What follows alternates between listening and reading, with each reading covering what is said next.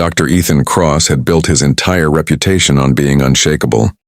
Colleagues at Boston Memorial Hospital called him the Iceman behind his back, not unkindly, but with the particular respect reserved for surgeons who never let their hands tremble, never let their voices crack, never let a single case rattle the composed, clinical mask he wore like a second skin. He was 34 years old, chief of cardiothoracic surgery, the youngest in the hospital's history to hold that title, and he had earned every bit of that ice through years of disciplined, deliberate distance. Emotion in his professional experience killed patients. Steadiness saved them. He had chosen steadiness a long time ago, and he had never once regretted it. Until Claire Whitman walked out of his life 8 months ago, and Ethan discovered, to his own quiet horror, that ice could crack after all. They had been together for 3 years, since she'd come to the hospital as a medical social worker fresh out of her master's program, warm and unguarded in every way. Ethan wasn't. Claire had a laugh that filled entire break rooms, a habit of remembering the names of every patient's family member, a stubborn belief that kindness mattered, even in a building full of machines and monitors and cold, clinical outcomes. She used to tease him gently about his bedside manner, or the lack of it. "You talk to families like you're reading them a weather report," she'd say. Not unkindly, just observing. "Somebody has to hold their hand while you fix the heart, Ethan." For a long time she had been that somebody for him too. She held his hand, metaphorically and literally, through his father's slow decline from heart failure, through the brutal first 2 years of his chief residency, through nights when even the Iceman came home rattled by a surgery that hadn't gone the way it should have. She loved him fiercely and patiently for 3 years, waiting for him to learn how to let her in the way she'd already let him in. He never quite managed it, not because he didn't love her. He loved her more than he had ever let himself admit out loud, even to himself, but because opening up, actually opening up, felt to Ethan like exactly the kind of unsteadiness that had killed his mother's chances back when he was 12 years old, watching a younger, less experienced cardiologist's hands shake through a procedure that should have saved her. He had decided in that grief-soaked childhood moment that steadiness was survival. He carried that decision into every operating room for the next 22 years, and he carried it disastrously into his relationship with Claire, keeping some essential part of himself locked away even from the one person who had earned the right to see it. She left on a rainy Tuesday in October, calm and heartbroken in equal measure. No dramatic scene, no shouting, just quiet, devastating clarity. "I don't think you're capable of really needing anyone." "Ethan," she'd said, tears in her eyes but her voice steady. "And I can't keep loving?" "Someone who's decided that needing people is a weakness. I deserve someone who lets me matter to him, not just someone who's grateful I stick around." He hadn't fought for her. That was the part that haunted him most in the months that followed. He had stood in their kitchen and watched her pack 2 suitcases, and some frozen, self-protective part of him had simply let her go, telling himself it was for the best, telling himself the hospital needed him steady, telling himself 100 small lies that all boiled down to the same coward's truth.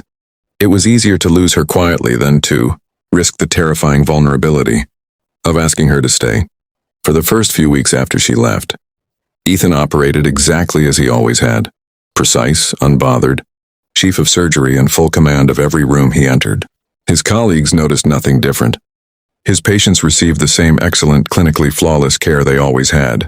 If anything, he threw himself deeper into work, taking on more cases, staying later, filling every hour so there would be no quiet left in which to feel the size of what he'd lost.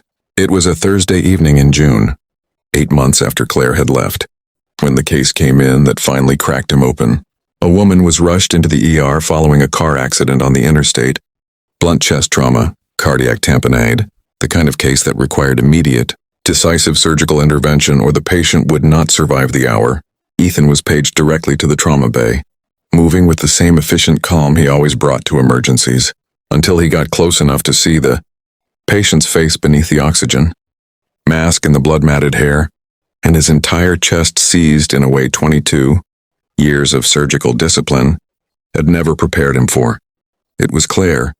For one suspended, terrible second, Dr. Ethan Cross, chief of cardiothoracic surgery, the Iceman, the steadiest hands in the building, very nearly forgot how to move. Then something older and more urgent than his careful professional distance took over. Some instinct that had nothing to do with training and everything to do with 3 years of loving a woman he had never learned to properly hold on to, and he was moving, barking orders, prepping the OR, his voice sharp and clear even as his hands, for the first time in his career, were shaking. To witness and had eventually given up hoping for.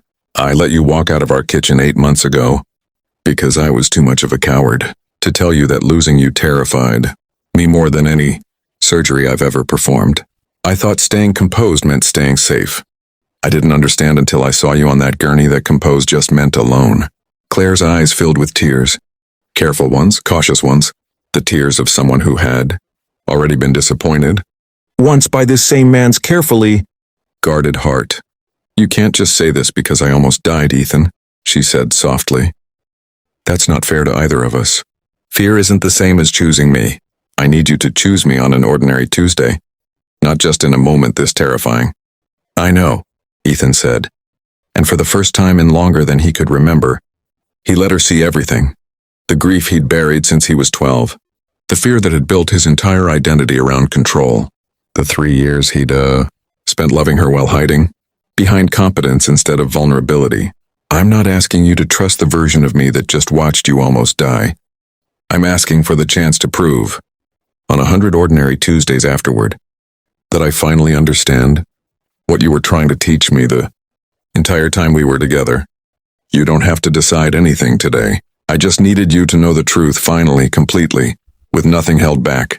Claire didn't answer him that day, and Ethan didn't push her to. He came back the next day, and the day after that, not as her surgeon anymore, but simply as himself, sitting quietly beside her hospital bed, letting her see the parts of him he'd kept locked away for 3 years and 22 years before that. He talked about his mother for the first time in over 2 decades. He cried in front of her, more than once, without apologizing for it or trying to compose himself back into the Iceman she'd fallen in love with. It took 4 months after her discharge before Claire let herself trust it fully. 4 months of ordinary Tuesdays, where Ethan showed up exactly as steady in his newfound vulnerability as he had once been steady in his emotional distance, proving patiently, without pressure, that the change wasn't a moment of panic but a permanent shift in who he'd decided to become. They didn't rush back into anything. They rebuilt slowly, deliberately, the way Ethan had once rebuilt his surgical technique after a difficult case, with humility and patience and a willingness to be corrected.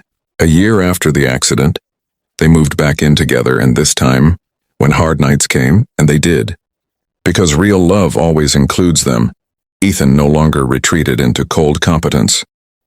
He let himself be held. He let himself need her openly without shame. The exact thing Claire had spent 3 years hoping to witness and had almost given up believing possible.